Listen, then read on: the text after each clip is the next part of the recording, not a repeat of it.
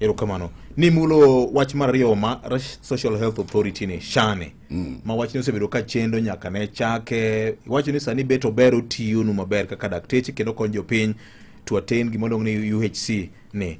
To nya neno ka waziri bende uwuok oko mar wacho ni nitiere dakteche moko ma koliud mar koto jopiny kokalo kuom agulu mar shane. Ng'eni king'iyo SHA wan gi claims mag ghost patients, claims moko ma false kod mamoko. Ng'eni king'iyo SHA king'iyo kaka nokete in fact jok montero SHA e court ne en union wa mano kodwa e mondo dhi mbele nikech ne en gi benefits package mane tin ka ni compare benefit package ma en go gi mane NHIF ne nigo ne dhi chuno jopiny mondo odhi ofuku mondo oyud services. Mano was one of the biggest concerns mane wan go.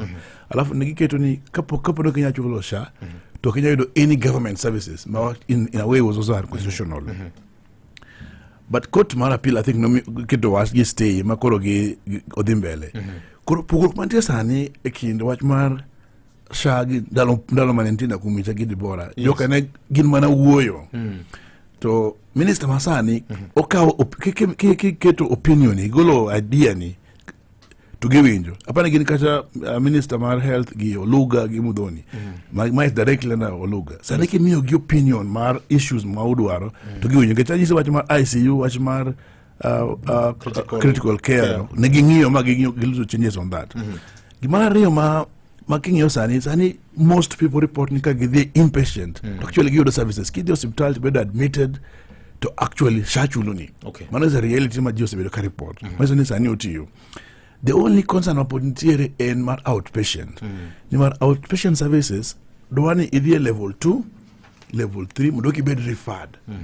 Koro samoro kune ma ji okodhi at this level of 2 and 3 modi directly level 4 5 tiso gimondo gidhi those level 2 and 3 a primary health care ma actually according to SHA and when you be free completely.